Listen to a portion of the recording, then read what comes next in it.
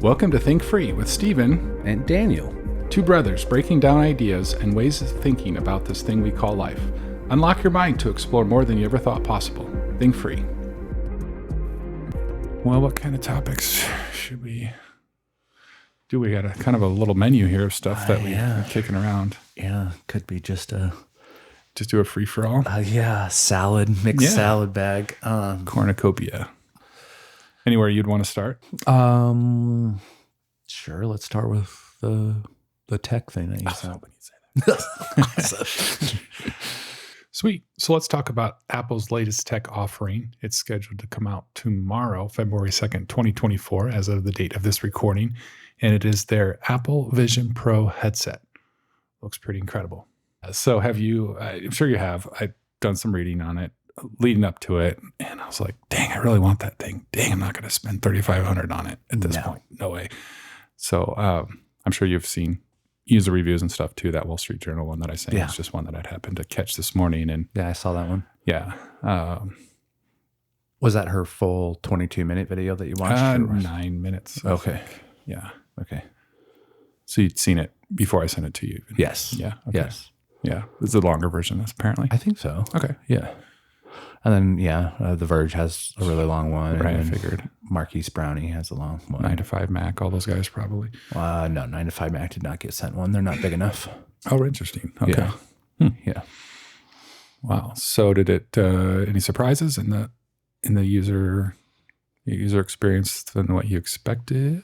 Or was it better or worse? Like how did the journalist take on it match with maybe what you were thinking?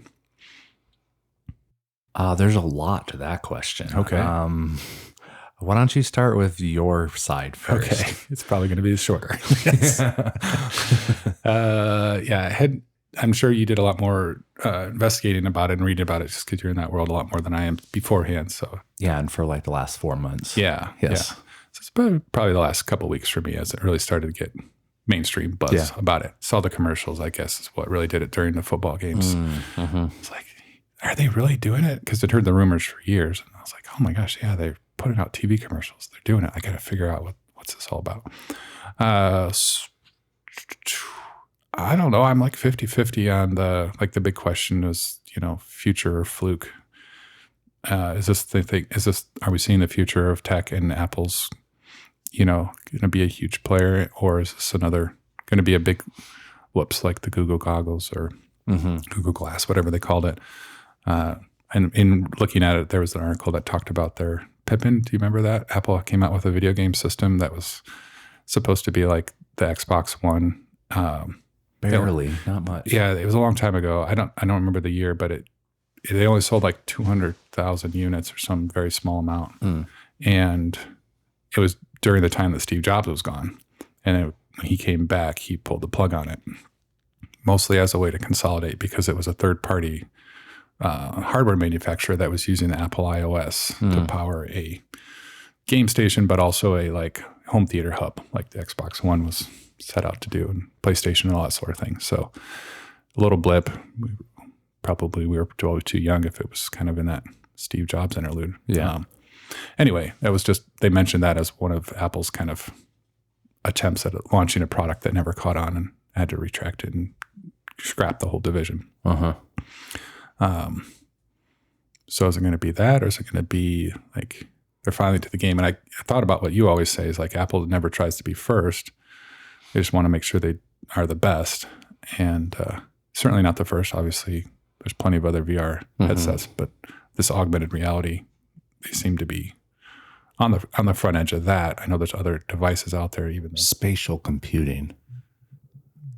That's the difference. They are very particular that it is not AR and it's not VR. It's spatial computing or augmented reality. Yeah, AR, spatial computing. So they're setting up their own category. Yes. Of what this product does. Yes, got it. Okay, because they have spatial audio as well. I see. Right, and which is like the name brand for 3D audio, and so other applications use 3D audio, and they do spatial audio. So like they even pay music writers more money per song if it's done in spatial audio. I see.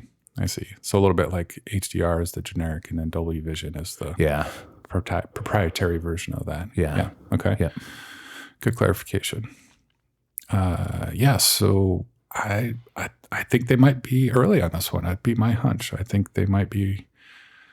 If it's interesting because one of the conclusions that I saw in the brief amount that I looked at it was, it's almost like this is for developers and beta testers to get it to the market so people can start building apps for it and interacting with it in a way that will help it become mainstream, but they don't expect it to be mainstream right now. I think there's a lot to it, because I think one thing that Steve Jobs was really well known for was saying that people don't know what they want until you tell them. Yeah. And so, you look at the first iPad. So we look at first, if you look at any of the generations of really any of their products, they're kind of garbage. Okay. They don't have good battery life. They're heavy. They can't really do much. You look at the bezels on the iPad, the first iPad, they were ridiculously huge. Mm-hmm. The first Apple Watch was not good. And both, even the first iPhone didn't have the App Store. And so the difference between the original iPhone and the iPhone 3G, which was the second one, and the difference between the first Apple Watch and the second watch and the first iPad and the second iPad, world of a difference. Huge leap. Huh? So much so that they almost immediately stopped selling the first versions of those after they came out with the second one. So once I think they came out with the iPad Air or iPad 2, you couldn't get the iPad 1. When they came out with the Apple Series 2, they actually discontinued the original Apple Watch and came out with an Apple Watch Series 1 that they originally didn't even come out with. Interesting. So it's like they got rid of version 1 and came out with a 1.5 to replace it, and 2 because it was so bad. Which makes those OGs great for collectors, right? If there's limited supply. Yeah, absolutely. Especially if it's still in the box. Yeah. Shrink wrapped and everything. Yeah. So I think that's going to be a lot like this. Okay. This thing is going to be the same, where even if it is good and we still have it in 10 years, we're going to be like, oh my gosh, the second version of that Apple Vision Pro was way better. Oh my gosh. Speaking of which, quick caveat, maybe they could have left the Pro off of it for now. It's just a quick, like a little marketing critique. I don't think they're marketing to consumers though at $3,500. I think it's going. That's the Pro tag is. And then I think they can come out with another one in a year or two, and it's not the Pro, and it can be a lot cheaper. Interesting. Okay, maybe better in some ways, but yes, stripped down in others. Yeah, and a lot of the cost for products is in research and development, and that initial, even having to go and the manufacturers having to even get the machinery tooled up to do that. And so if you can then, as you start selling some of those, you pay basically for even just kind of that portion of it. And then you're now selling these other ones that are cheaper, but you still have maybe a greater margin because you've already paid for the research and development cost of it. So if you look at iPads, iPads were really interesting, I think, a category when we look at Apple Vision Pro, because everyone, even after they announced it, was like, who wants this? This is just a bigger iPhone. You can't do anything. Why would you want this? And then I think we went through a period of when it came out, I think in 2010. So I think we probably went through 5-7 years worth of where they were really useful. People, it was the only tablet that was being sold. Nobody was getting anything else. Everybody was using it. You didn't say tablet, you just said iPad. Yeah. Everybody was using them.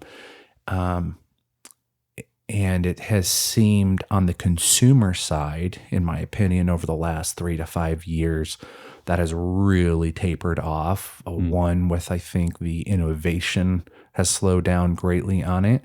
Just kind of like it's slowed down a lot on the phones, but the phones have a lot more utility than the iPads do for the average consumer. And so the demand for getting new iPads wasn't very big. You don't have to replace them as much as you would want to do on your phone. Less innovation, and just people kind of realized, oh, it's kind of all I do is watch Netflix or surf the internet on it. It's not something I want to spend $500 to $1,000 every single year, every 2 years to upgrade. But if you look at the iPads in the business world, they're still huge.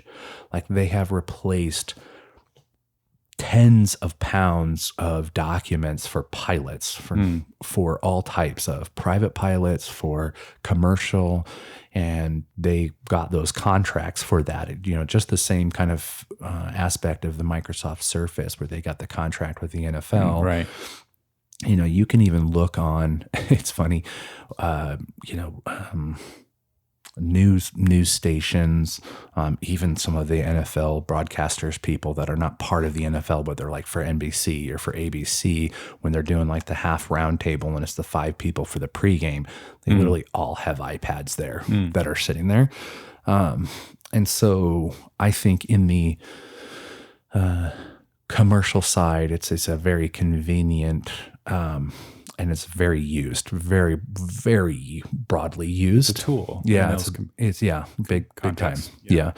I remember even when I was at Walmart, we'd have a third-party company that would come in to do food and safety checks in like the deli and bakery, and they had those big like PC tablet or computers that the screen would turn around, but you had to use a stylus, and it was 3 inches thick. And they now have all gone to iPads, and a lot of the vendors like Nabisco would come in, and or companies that would verify if you set up their merchandise correctly, and the person would come in with an iPad and take pictures of it and then circle and do. So in the business world, I think iPads are still very popular and very useful, and a lot of people are still using them because of their utility, how light they are and how easy they are. Okay, so that's important. That whole story and background of the iPad, I think, is important when we look at the Apple Vision Pro, because I think a vast majority of people, when they think of AR or VR headsets, they are really just thinking about their kids' $300 Quest 2 headset that they have. And all they're doing is playing video games or sitting down in some house with their friends and just chit-chatting or playing cards or something like that. There is quite a bit of companies that make $4,000, $5,000, $6,000, $7,000 VR headsets, VR and AR headsets for all types of business applications, from drones to manufacturing to lots of different aspects of it. And to me, so far, what I've seen from the reviews and from Apple is this. They're breaking into a new sector. So just kind of like the iPad or the Apple Watch, they're breaking into a new sector, and they're realizing that the money is not there to try to compete against with Meta on the Meta Quest 3 and 2 and their Pro that they have. Almost all the reports still say that Meta is still losing money on every single one that they sell. Wow. And so Meta's been trying to create the metaverse. So they're trying to create the services aspect so that they sell their product at a loss, but they get it back on the subscriptions and people buying digital currency. And so it seems like Apple doesn't want to play that game, doesn't see the value and the money in that space for it. And so they're even kind of like the iPad really, and the iPhone wouldn't be a whole lot without the developers who had made apps for them. Right. And so if someone didn't go and make the app to be able to house all of the aviation paperwork and instruments and all of that and how it worked, you couldn't try to sell that to the aviation company then, because it's not just simply like a book where you're just flipping the page on the iPad. It's interactive and it gauges and all that kind of stuff. So I think they're betting on developers building this out for the business world, for the commercial aspect of it. And then other developers that can see some value of their app being in there for whatever group grabs it. Okay. And then Apple can slowly be making a cheaper version that then sells to the masses. So there's a lot of thought that there's going to be one probably around $1,500 that gets released at some point in the next couple of years. And that's going to be the one that's aimed towards consumers that competes against the things like the Meta, Quest, because they have a Quest Pro, which could even be just for a consumer that wants a very supposedly high-tech, really good quality VR, AR headset. And I think that's like around $1,000 or something. So it seems like that's probably where they're trying to go with it. Makes sense. I just don't, it's a 4K video. The technology that's baked inside of the Apple Vision Pro is very impressive. Everybody says it's very impressive. It's made very well. It's very Apple-y. But if you're going to spend $3,500, say, on a large 4K TV, fine, but you're the only one that can watch that. So you're now the only one that's being able to watch it. You can, right. There's still the controls, again, for like a consumer side, like, oh, I just want to use this as my computer, spatial computing. I'm going to use this as my computer. It tracks your eyes to be able to look, and you pinch to be able to select them, but it's still has its limitations as it currently is. It's really heavy. The battery only lasts 2.5 hours. So there's a lot of things as far as the first generation that it doesn't show me at all that they're looking to send this to consumers and thinking that anybody's just going to drop $3,500 on it. Yeah. So if you want to pretend to be Luke Skywalker and battle Darth Vader in augmented reality, this probably isn't the device for you. Yeah. Yeah. No. Yeah. Makes sense. There's, other people are filling that space. Exactly. Yeah. And, I think, again, I think it has the opportunity, even this first generation, to compete against some of those $4,000, $5,000, $6,000, $7,000 VR, AR headsets that are being used in the commercial space right now. Gotcha. Okay. I could see people definitely seeing how that could help. And, there's so many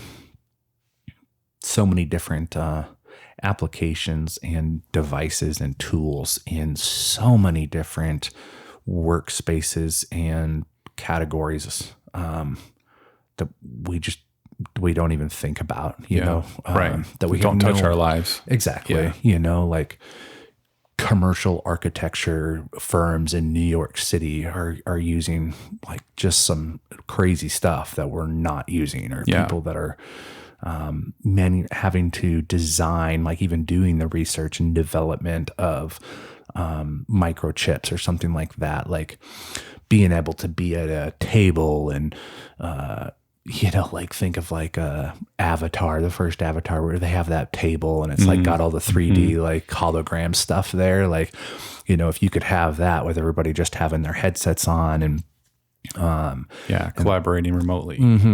Yeah. So there's definitely, I think, a possibility for a lot more application use of the headset than what we could even conceive of, and even what Apple could conceive of. And I kind of think the idea is, let's build this really great product. Let's put that out there. We think we can compete at that price point for the commercial space, and then let them show what they need, build the apps for it. We keep on developing on the hardware aspect of it, and technology gets better and cheaper. In 2 years, you can put the same sensors in, and they're a lot cheaper already. Yeah. So the big question is, can you justify to your wife buying it for the cooking aspect? Because it's going to make you an amazing chef. No. Darn. Okay. No. Be a fun toy to play with for a couple of days. Yeah. No, I think like at some point, all of that stuff will be just like the Google Glass, or it'll be a contact that you put in your eye, and you'll be able to do that same stuff like she did in that video of putting the timer over the pots and things like that. But just like she said there, like it's so funny how the math works out.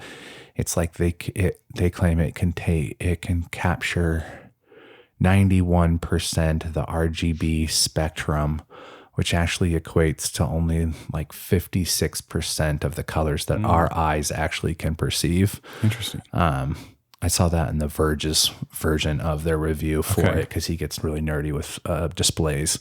And so it's definitely, it does not replicate, the cameras can't replicate very well the colors in the real Spectrum, world when it does the augmented reality or the pass-through or whatever. Still worlds better than any of Meta's 3 products that they have. Way better than those, but it still has its limitations. Yeah. Versus the naked eye, for instance. Right. Yeah. Yeah. When it comes to color definition and determining whether the meat is fully browned or not. Or something like that. Yeah, exactly. Yeah. Yeah. Interesting. Okay. Yeah. Fascinating times. Yeah. Yeah. And I was thinking too, I heard on another podcast talking about generations, and it made me think. They said millennials were the first generation that had to teach their parents something. And they were saying, like, think about like Generation X and boomers didn't like get into their teenage years and teach their dad how to mow the lawn or how to fix the vacuum cleaner. But millennials, because they started out pre the internet, but the internet came out as most of them were at kind of the prime age to be able to consume it. They're then and continue to have to teach a lot of their parents how to use technology. And so it was a very interesting just thought process just to think that, especially with me being a millennial and me being into tech. I was like, whoa, that's just so crazy just to think of how long, and you could probably even go a lot farther. Like, I don't even know if they have a generation before the silent generation as far as what we categorize it, because probably not an industrial world then. So, but like, you're not getting raised on the farm showing your dad how to till the farm or something, the field. Like, there's always been that top-down relationship. Yeah. From the older to the younger. And this could be the first time in human history that it's been inverted in some aspects. Yeah. So I just think it's like interesting to kind of see, I don't know, that was the first time I had heard it. And that's obviously been 20, 30 years since that started. So it'd be fascinating to see what that goes, how Generation Z and then the next generation kind of play into that as well, if there's more of that teaching that continues to have to be taught on new things that are coming. Yeah. If technology continues to increase at the rate that it seems like it's going to now that we've hit this sort of momentum of cascade, so could that be the new reality going forward, that invert, at least in a technology way, will be continuous? Yeah. Which it's definitely disruptive. I mean, I think I feel that a little bit as a parent sometimes, because even the way I was raised I'm like right on that threshold of one of the last Gen Xers. Sometimes I'm even put in this little window between Gen X and Gen Y. So I'm pretty close to you as far as being raised with technology and remembering a time when it wasn't there, pre-cell phone and all that. On the other hand, I was raised by people who only understood top down, and that kids don't teach parents anything, especially while they're in the house. Maybe after the fact, you start to learn from your kids, but generally speaking, that was the cultural meme. And so I and you too are kind of in this transitionary period. All I'm trying to say is it makes it tough to make it an all or nothing, or make it just a clear distinctive in a family unit to say, mom and dad know things and you kids don't. And it's our job to teach you those things.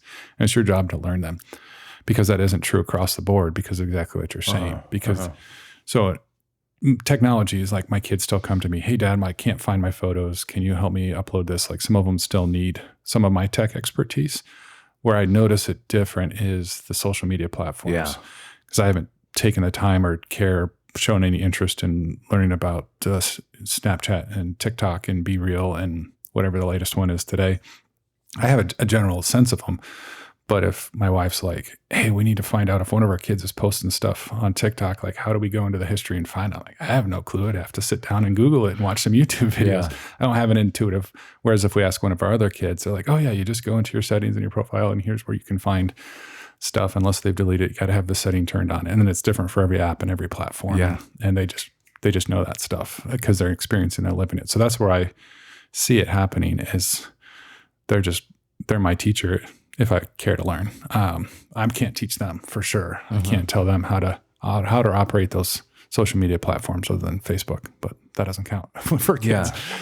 So then it's not as cut and dry when I say, and I know more about how to avoid substance abuse, or I know more about a curfew, or I know more about dating and romantic relationships, how to guard your heart, how to deal with friends, because I'm not the unquestioned authority in everything in their life. Yeah, and I think too, because you're not one of the primary sources of their information for that too. Because of, again, social media, they're exposed to just about any voice that they want to listen to. Right. Yeah, I think like it's not a closed circuit. Yeah, and even like YouTube, TikTok, Instagram Reels, like so much, exposure. Even like I was just talking to Dad the other day about a YouTube video of about a hot water heater and changing the anode rod. And like, prior to having access to YouTube, he would have been my primary source of having any information on it, and not to say that he's not a useful resource for information like that. Still, it's just, there's a lot of options now. A lot of options. Yeah. 100%. Yeah. So that somehow interferes with the dynamic that's always, as far as we know, has always been. Seems to have always been. Seems to, at least in recent history. So it's, and it's weird for me to have been raised in an environment, and probably you too, where our parents were the unquestioned authority on just about everything. Even if they weren't the best in their field, which obviously they weren't in most things, they were the best that we had access to it readily, without going out and going to the library and trying to find books. My dad doesn't know crap about fixing cars, so I got to ask my buddy's dad because he works on cars all the time or something like that. Yeah. So they were the closest thing we had, the easiest thing we had, and we just generally didn't challenge much. If they said, this is how you change an anode rod on a water heater, we were like, well, that's not how the guy on YouTube said to do it. Right. We just did it that way. Exactly. Or any other thing. Yeah. So to have been raised by that and think that's normal, and it was, to now be the ones raising kids and not getting like, hey, where's my turn to be, the omnipotent, omniscient when it comes to everything in your life. I guess I missed that.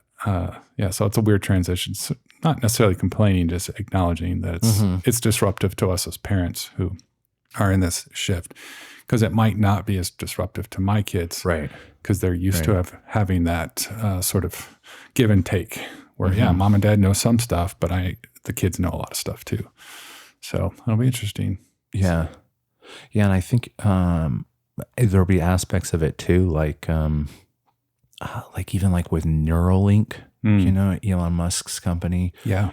Like, I think they just either are just about to, or just successfully planted a chip into somebody's brain where you can control some devices with just thinking about it. And so it's like thinking about like that I'm sure there's going to be a large subset of probably even millennials, Gen X, and boomers that just be a little resistant to even wanting to try any of those types of things, And so, and then as the younger, more riskier generations, because they're younger, are willing to take that on and then explore, and then, having to teach us, that kind of stuff. It's gonna be crazy. Like how fast technology, increases and we expand it.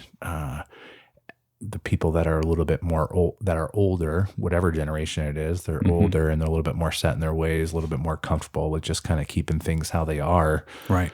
Yeah. And I can't remember if we talked about this on a previous podcast or not. Even what they grow up with as normal versus what they have to adapt to a little bit later in life. For instance, location services is a prime example that I'm aware of. Difference between my kids. You and I are from that generation and all the other generations where you protect your privacy. You don't want people knowing where you are at all times. You work really hard, at least we did for a while, with all this tech we were carrying around to make sure they couldn't find you, whoever it was. And so far my kids just don't care. They don't give it a second thought. They willingly share their location in real time with almost complete strangers that they just met because it's a friend of a friend or something like that. Stuff that we wouldn't even conceive of doing, I think is primarily because of the familiarity of it, because all their life they've always known that as an option and something that people do, so they don't see it as weird or something they have to adjust to. So I kind of think of that like with the Neuralink stuff too. Like if our kids don't form their opinions about that sort of thing when it's in the mainstream, it may be harder for them to adapt to it just because it's a new technology they didn't grow up with. Yeah. And at some point, somebody's kids, some generation is going to grow up with that being normal. Yeah, they're going to get it when they're babies. Just grow up with it. Just normal, or they'll have the option when they're 10 to have one implanted if they want. But if they've all heard about it their whole life, it won't feel like something they have to get adjusted to. So just something about when we're exposed to things developmentally versus when everything in our brain is codified, like this is the way the world is. You don't let the government track you. Do whatever you have to don't let the government track you. That gets codified and you're 27 and now not so much the government, but just using them as a stand-in for whoever, big tech or whatever. Then after that point of formation in your brain, it's much harder to be okay with that, I think. Saying the same thing over and over again.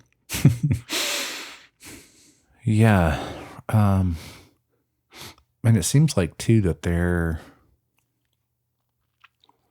I think at least for us Western folk, especially Americans here, there hasn't really been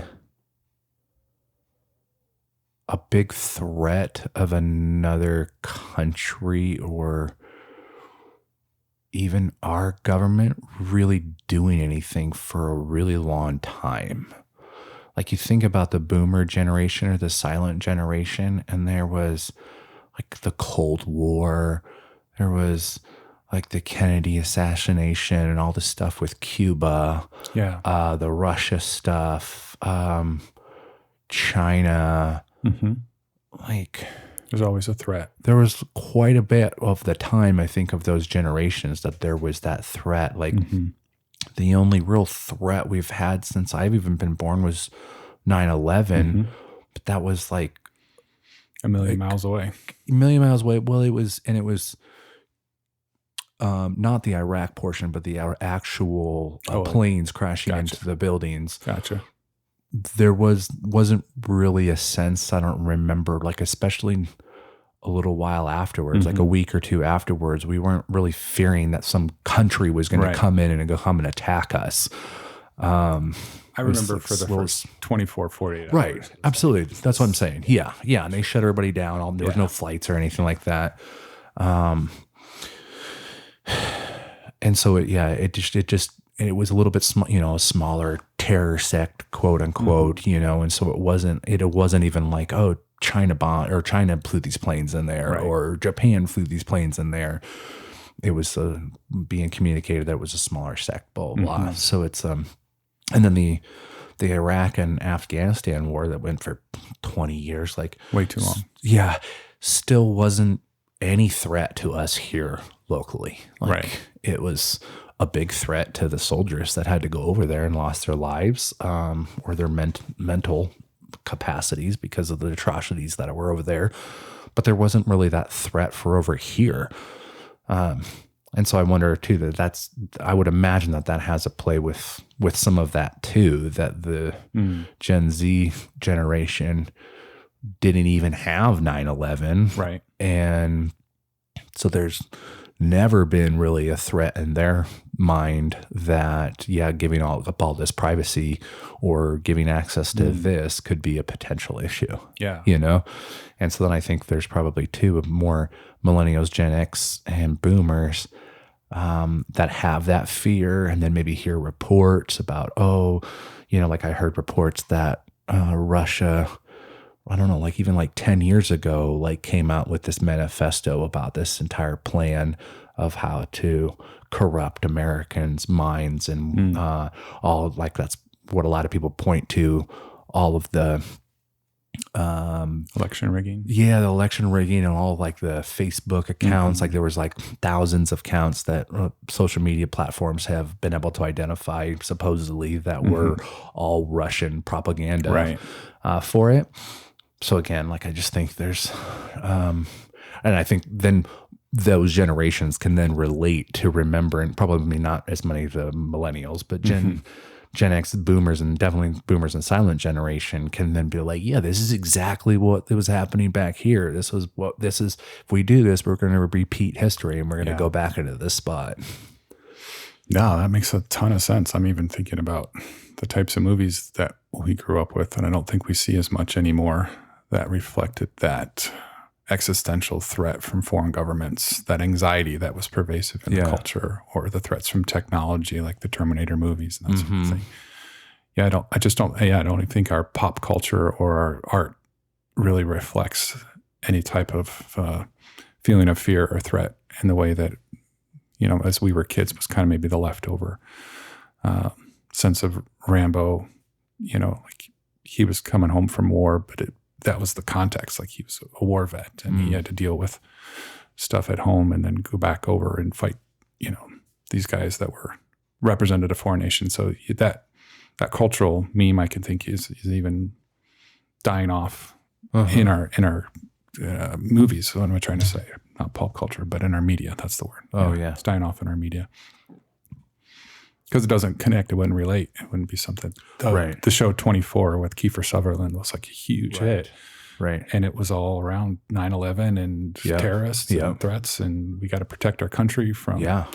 I don't know that a show like that would really hit with it's not really today's relevant generation. to No, it's not today's generation. Yeah. They couldn't feel it. They wouldn't be like, this is dumb. Maybe. I don't know. But it seems like it made sense that it struck a nerve or connected with people. Yeah, because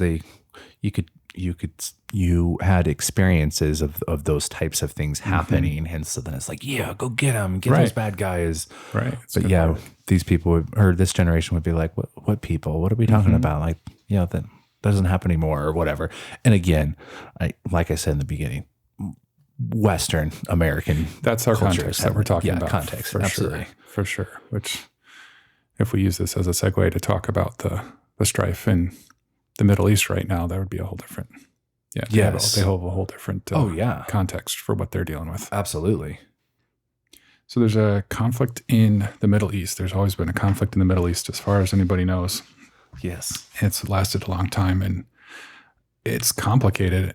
I've seen a lot from people on social media that are picking sides between the Israelis and the Palestinians. And it seems like that's usually divided on political lines too. Just to oversimplify what I've noticed, there's a lot of reaction from people that would identify on the political right in America being pro-Israel, and people who identify on the political left being pro-Palestinian. I would agree. Yeah, you've seen that too. Yes. Okay, I think that's a pretty self-evident situation. And so, like with most things, there's always more going on than a simple tribal alliance. Saying I stand with Israel. Everybody that thinks like me stands with Israel. We're right. Well, we stand with Palestine. Everybody thinks like me stands with Palestine. We're right. And so I wanted to do a little bit more, explanation of some of the nuances of the conflict we're currently hearing about in the news right now. And so this isn't meant to be an exhaustive, get every single detail that's happening. It's just for people who may have only had a flyover. This might offer a little bit more of what's going on and some of the nuances. that are happening, and what I was able to kind of unravel. So, for those who don't know, the Gaza Strip, as it's called, is a small slice of land that is basically surrounded by either the Mediterranean Sea on the west or the state of Israel on the east and Egypt to the south. And it's essentially a pocket. It's an island. It's on the ocean. On the other sides of it, it's surrounded by other nations, which isn't unusual in itself. What's unusual is that the nation of Israel has oftentimes had a very hostile relationship with the Gaza Strip. And the Gaza Strip is also part of Palestine, which has another portion of its country also mostly surrounded by Israel. They call it the West Bank. Yeah. And it's not connected to Gaza. They're not connected. You have to go through the state of Israel. And then there's right on the border of the West Bank and the state of Israel is the city of Jerusalem, which is probably undeniably the most contested piece of real estate in the entire earth and has been for generations. And so the Palestinians currently hold the East Jerusalem, depending on who you talk to. The state of Israel holds the Western Jerusalem. And so not only do they contest that whole land, but there's even contested over that city itself. It's like the most contested spot. And isn't there only like 2 or like 3 ways out of Gaza? Like 2 that are gates that are controlled by the state of Israel and 1 that's controlled by Egypt. That's right. Yeah. Huge border wall. Yeah, there's security up the wazoo for even just getting in and out of there. Much more secure than the United States southern border wall. That's right. That's right. Yeah, 100%. And most would argue much more reason too, because there's a lot more hostility between those 2 sides.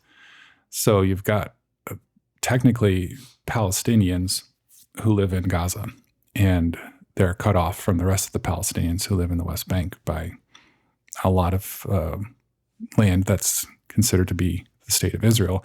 And I'm kind of using some, air quotes here because all these lines and all these borders and boundaries are myths and stories that people tell themselves, and the stories have changed over the generations. And I'm telling you sort of the perspective of the Western world. However, if you talk to somebody that has more buy-in into that area or more connection to it, they may disagree with where those political boundaries are drawn. And that's really at the heart of a lot of this conflict and has been for so long, because up until 1948, that was all Palestine.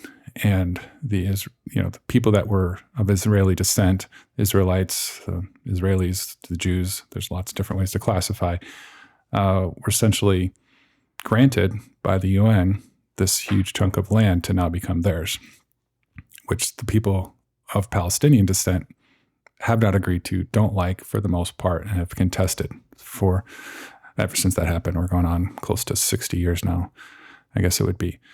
And of course, before that, there was tons of tension religiously, tribalism, all that stuff has continued. So this is just another chapter in a very long story that most of us in the West don't know much about, certainly haven't experienced, and just see from afar. That's why I feel we're doing a disservice to ourselves and to the people in that area by just jumping on a bandwagon and claiming allegiance to, I support Israel, I support Palestine. So much more value for human rights if we're able to look under the cover, deeper than that. I also think it's important to talk a little bit about,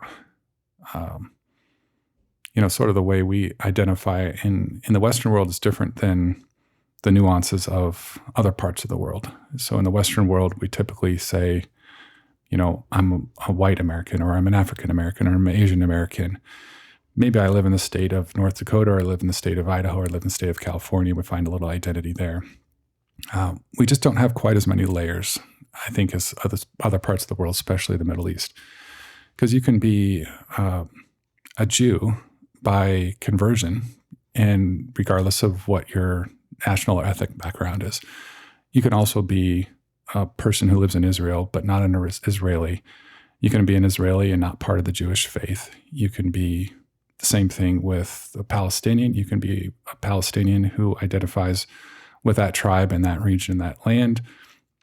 Or you can be a part of the Muslim faith and not. And so just to say Palestinians or just Israelis is a little reductionistic as well. And I don't claim to be able to parse out all the nuances. I just want to acknowledge that there's more things that we're talking about here. We're talking about people that live there. We're talking about people that claim that as their homeland. We're talking about people who identify with the religious and cultural aspects of that. And sometimes a person is all three of those things, and sometimes they're just one of them. So for us to say I'm pro-Israel doesn't really capture what we mean. Well, what about Palestinians who live in Israel? Are you pro them as well? What about people who are of Jewish descent that live in Palestine and you're pro-Palestinian? Are you pro them as well? And so we need to keep in mind that it's a mess. It's a mess. It's a mixed bag, and it's a mess. And trying to align with just quote unquote one side or one party is well, and it's not even just a mess from our perspective. Like they have been a mess for a long time. Like that whole region in civilization and people. True, and a mess from a particular point of view too. That's another thing. Is that they're not able to peacefully coexist and agree on things. Yes. Right. Which is interesting too, because, correct me if I'm wrong, but most of their, most of what their hiccups are from, using the term two-party state or, is based on because of in their view, the holiness of the land based on their religion. Like it's not even really about resources. It's not like, oh, well, we want all of this because we want this oil or we want this cobalt that's over here. Like it's really core to who they are as a people that they don't want to let some of that land go to be able to say, hey, let's have a peaceful resolution to be able to both live here in peace. Right. I agree from what I can see. And that's what makes us as... And I'm not saying that's right or wrong, just saying like it's different. It's not worth acknowledging. It's 100% worth acknowledging. It's what makes it hard for us as white Americans to really have too much to say about how, quote unquote, they should resolve it or what they should do differently or what one side's doing wrong, because we don't understand that unless we've grown up in that tribe, which most of us, I don't know if anybody really has, to be able to have such a strong innate claim to the religious significance of land. We can't describe it in a way that's going to be as meaningful as it is to them. We have to start, I think, the conversation with exactly what you're saying. If we're going to be a couple of white dudes in central U.S. just talking about a conflict over there, that nuance is a huge thing that we'll never be able to relate to. And unless that's front and center of discussing any sort of resolution, never going to get there because of what you just said, because that is so intrinsically important. And for those who don't think peace is possible, it's because it's an irreconcilable difference. I think there's yes. And before you go on to that, I think what also compounds that challenge is the unknown but known amount of money and resources that certain other countries have given over the years and continue to give both sides. Right. And the people that are giving to opposite sides are also enemies. So like even America, we've done so much to help Israel, the state of Israel. And there's a plethora of rabbit trails to go down about why that's beneficial for only America. Yes, it's in our national interests. Yes. Yeah. And then even America intelligence knows and claims that they know that Iran is funneling money into Palestine, but they don't really even know how, like they literally can't even really pinpoint, or it's not like a Mission Impossible movie where they're like tracking the wire transfers or something like that to be able to be like, oh, look, Iran just sent $30 billion over there. Like, so it even makes it's not just two nations by themselves arguing over this holy land of this religious portion, and it's like literally putting gasoline on the fire when you have these other nations that are not really wanting to help. They're more wanting to do self-serving, their own They want to benefit from the inherent conflict that's there. Yeah, exactly. Right, which is what I wanted to know more about, is who are the players in this beyond just Israel and Palestine, because they're kind of the figureheads that people rally around for the most part, again, in the West. Yeah. And people that know more about this are more close to it geographically, I'm sure. Like, yeah, duh. So this is for those of us who are far enough away, have enough distance. So I went to my friendly ChatGPT and I said, "Dear ChatGPT, who are the players in the current Gaza Strip conflict?" And my friend gave me some answers. So I'm going to cite that as my source, which is like weird because you're citing an AI bot who's scouring ostensibly the entire internet. So, for this information. And possibly making things up. That's the part of the fun. Okay. That's part of the fun. I just want to add that. Yes, please do. Because lawyers have literally gotten legally in trouble for using that. Yes, something. So yes. big disclaimer on this. But it's still fun. Still fun. And I didn't see anything on here that jumped out at me as a blatant error. Okay. However, they may be. So yeah, part of that. So who are the players? What's going on with people that are involved in this so obviously the first one is the state of Israel. Israel is a sovereign nation in the Middle East. It has a significant role in the Gaza Strip conflict as it maintains control over the Gaza Strip's airspace, territorial waters, and borders, with the exception of the border with Egypt, which is the southern border, relatively small. Israel considers Hamas a terrorist organization and has launched military operations to counter rocket attacks and threats emanating from the Gaza Strip. It has implemented a blockade on the territory, citing security concerns. That's happened on and off over the years, but that's also kind of a description of the most recent events. So the second player, Hamas, and that's the westernized version of it. The correct pronunciation includes a little bit of guttural at the beginning. Hamas, probably butchering it, but to be accurate, that's how it's pronounced. Oh, I did not know that. Yeah. Good to know. It's an acronym for the Islamic Resistance Movement. It's a Palestinian Islamist political and military organization. It was founded in 1987 and gained popularity through social and welfare programs. In 2006, Hamas won the Palestinian legislative elections and subsequently took over the Gaza Strip. In 2007, after a violent conflict with rival Palestinian faction Fatah, I'm not sure if I'm saying that right. So two Palestinian factions are fighting in 2007? In just the Gaza Strip. Yes. But not the West Bank. Okay. Yeah. Hamas is committed to the destruction of Israel and has engaged in armed resistance, including rocket attacks and border clashes. It has established its own governance structure in the Gaza Strip and runs various social services. Number 3, Palestinian Authority, or the PA. The Palestinian Authority is a self-governing body established as part of the Oslo Accord in the 1990s. It was intended to be an interim administration until the establishment of a Palestinian state. Led by President Mahmoud Abbas, apologies for mispronouncing that, and dominated by Fatah, the PA nominally governs points of the West Bank, including major cities like Ramallah. However, it lost control of the Gaza Strip to Hamas in 2007, resulting in divided Palestinian leadership. The PA seeks a negotiated solution with Israel based on the establishment of an independent Palestinian state. So already, just with the first 3 players, we see it's not as simple as Israel versus Palestine. Yeah. So moving on. So we have the Islamic Jihad. Islamic Jihad is a Palestinian militant group that operates primarily in the Gaza Strip. It was established in the 1980s and is ideologically aligned with Iran. Islamic Jihad opposes any form of compromise with Israel and seeks its destruction. The group has been involved in launching rocket attacks against Israeli towns and cities, often in coordination with or in response to actions by Hamas.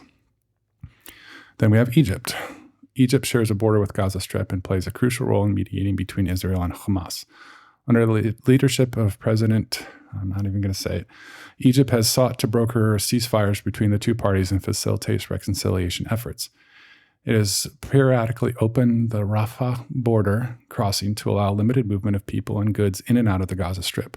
Egypt has a vested interest in monitoring stability in the region and preventing spillover of violence into its territory. And then we're almost done here, the last couple. United Nations. The UN has been actively involved in the Gaza Strip conflict through various agencies and diplomatic initiatives. The UN Relief and Works Agency for Palestinian Refugees in the Near East provides humanitarian assistance to the refugees in the Gaza Strip. The UN has also appointed special envoys for the Middle East peace and process and engaged with the parties involved and proposes diplomatic solutions. Additionally, the UN's Security Council has held numerous meetings to address the situation in Gaza and advocate for a de-escalation and peace. And then lastly, this is what you were bringing up, the international community. Various countries and international organizations are engaged in efforts to resolve the Gaza Strip conflict, presumably. The United States, as a major player in the Israeli-Palestinian peace process, has often taken an active role in the facilitating negotiations and providing financial aid. The EU has supported humanitarian assistance and development projects in the region, while also advocating for a two-state solution. The Arab League, representing Arab countries, has been involved in diplomatic initiatives and provides financial assistance to the Palestinians. So there's a summary of some of the more obvious or bigger players that are involved. I think it's also worth pointing out that the UN, in addition to their peacekeeping or peacemaking goals now, also was the one that established the state of Israel in 1948. So there's quite a web of cause and effect, and now attempts to resolve some of the effects of that cause. Yeah. Kind of a way that I've parsed some of the nuance out of this is to say that it's between Israel and Palestine is not accurate. It's really, you don't see too many Palestinians I haven't heard of or run across the state of Palestine attempting to eradicate Israel, at least any kind of public-facing way. There's these terrorist organizations, self-identified, Hamas and the Islamic Jihadists, that are controlling certainly the Gaza Strip, that have taken full responsibility for the attack on October 7th, which is what spurned the current rash of violence. There was basically, they pushed through the wall, Hamas did, the Gaza Strip, going into Israel, launched a bunch of rockets, pushed through the wall, killed 1,200 citizens of Israel within the first day, and hundreds were wounded, and all the fallout of that. And so then Israel, and they were like beheading babies and things like that. It was gruesome. Pretty bad. It was gruesome. It was terrifying. It wasn't just killing. It was a terrorist act. It was intended to strike terror into the people, not just kill and maim. So real quick, did the PA, Palestinian Authority, did they get dissolved in 2007? No, they're essentially who is in charge of the West Bank. Oh, so did they lose control of Gaza in 2007? To Hamas, yes. Oh, okay. Yeah, so we don't have a united Palestine. Yeah. At least from our perspective. And theoretically, we don't have a government inside of Palestine, and then also have a Hamas group, right? That is doing something. So there's not like a conflict. There's just civilians living there, and then this terrorist Hamas group in Gaza. Is that what you're thinking? That's the image that I'm able to see. Okay. Yeah. Somebody else who's been there or knows more about it, there's probably even more nuance than that. But yeah, to the best that I can understand, there's the Palestinian PA that is essentially in charge of, at least on paper, the West Bank, which isn't where the conflicts are coming from. Right. And then in the Gaza Strip, the only governing body is Hamas, this terrorist organization. There is no other. And so has Hamas been like, are they the ones who like ensure like police and like policies get done and road work gets done, or like people get fed, or? Well, so part of what the description was is that they started out offering humanitarian aid and doing social services to help, because there was tremendous poverty, arguably because of blockades and sanctions imposed on them by Israel. Yeah. Because they want From that piece of land. 1948. Yeah. Yeah. And so from everything I could see, the Gaza Strip has been, I don't think you're supposed to say this anymore. I don't know what the better way is. It's an underdeveloped area. It's a third world country. Oh. There's disease is rampant. There's malnourishment. People go commonly without food. It is a very, very difficult place to live. There's like 2 million people there. It's packed. It's packed. It's super tight. Yeah. Density is unhealthy. It contributes to the suffering that goes on there. And so part of how Hamas came to power was going in and providing some relief and offering services and giving people food. Yeah. And so I don't claim to know, whether that was just a ploy to gain public support so they could advance their terrorist objectives or some mix of the two. Sure. But now, as far as anybody can tell, their goal is to destroy Israel, self-proclaimed. You don't have to guess at that. They want to wipe out Israel. They don't recognize Israel as a state. They want all of that land that is currently considered to be property of Israel to be ceded back to Palestine. They see basically Israelis as an occupying force in their land. Yeah. Well, and there's a good amount of other countries that believe that too. That's right. That exactly. Israel is not a state. Oh, 100%. Still. Yeah. Yeah. It's certainly not, they're not the only ones that feel that way. And I'm not trying to say they are or they aren't. And didn't America, it wasn't even until like 2017 with Trump or something like that we officially recognized them as a state? I don't know. I can't remember. That's a good question. Yeah, okay. Maybe something to come back to. Yeah. So the conflict is really, right now, especially, it's between Hamas and the state of Israel. Uh-huh. And the Palestinian people are suffering as a result of that conflict. Because when Israel launched a counterattack, I think 3 days later or less, it was very indiscriminate. They were just bombing what they considered to be military installations, targeting that, and the collateral damage was vast. So there was one account that I read said that gruesome day of October 7th, there was like 1,200 plus that were killed. Uh-huh. And the counterattack by Israel killed 26,000. Oh, yeah. I saw that too. Yeah. And I don't think that was all in one day. No, so I think since that, it has to October 7th. Yeah. And so it was a, you hit me with a stick, I'm going to blow you away with a machine gun kind of a thing. And they currently don't have any plans to stop. Right. As far as what they're saying, right. Israel.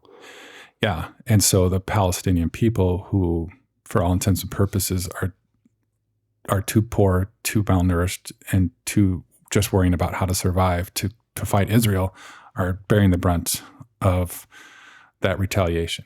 The non-Hamas Palestinians is what you're saying. Yeah, right? exactly. Yes. That live in Gaza. Yeah. And again, we have a whole nother section of Palestinians that live in the West Bank that are... Which is not aligned to the west of Gaza, which always confuses the heck out of me. It is. It's like... It's not even on the water, is it? Mm-mm. No, I know. It's very confusing. Yeah, it is. Okay. Yeah. I didn't look into why it's named, but it doesn't line up with where you'd think geographically, yes. Yeah. I used to think the West Bank was the West Bank of Gaza. Yes, I did too. That was my opinion. Yep, I did too. Just a little education. Yep. And we didn't have to ask her dad. We could look on the web or go to an encyclopedia. Exactly. Yeah. So right now, and you can't rule out the possibility, and I'm sure many people think this is true, that quote unquote, the Palestinian government, the Palestinian people use Hamas as their bludgeoning tool and support them fully and want their same outcome. Yeah. Or you could say Hamas is acting as an independent group and we don't support them. We don't want anything, which I don't think anybody's publicly said that any prominence in Palestine. It's just messy. It's complicated. I'm not trying to say I have a solution or I understand it all or anything. Well, I think it's messy too because the only thing that really separates a non-Hamas Palestinian and a Hamas Palestinian is their allegiance to that group, right? So like, it's not like you're just going in and targeting a group of people based on what they look like or what nationality they are, or could be anywhere. It could be anybody. It's modern warfare. It's not all the Germans are wearing gray uniforms, so we shoot all the Germans that are wearing gray uniforms. Exactly. Yeah. It's modern. It's what we experienced in Iraq and Afghanistan and Kuwait when we tried to take our Western version of military and deal with that. Vietnam. Even Vietnam. Thing. I was going to say even Vietnam. Yeah. So it's even the potential outcome for peace is not desired by both sides.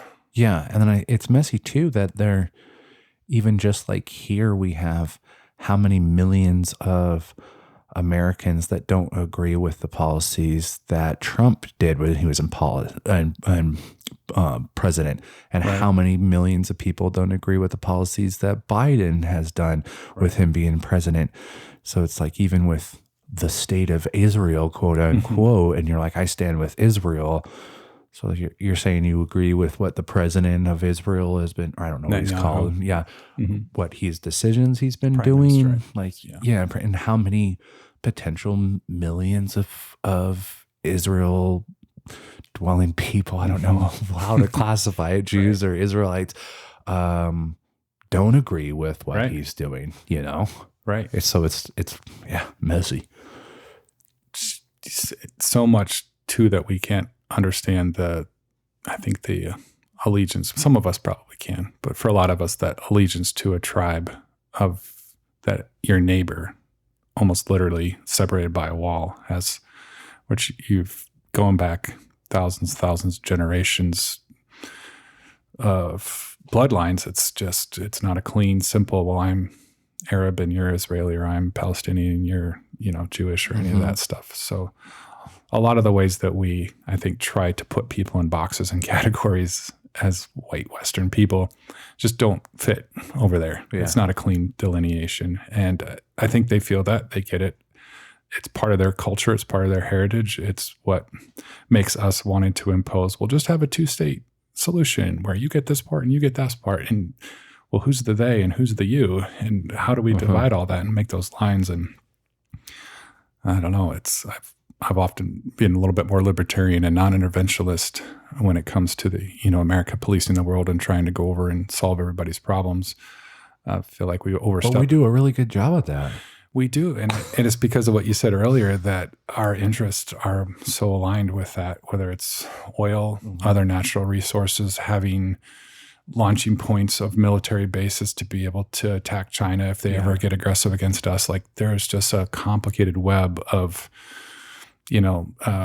existential needs that those in power in America think it's to our benefit to meddle. It's not just because we have a mommy complex and we want to fix everybody.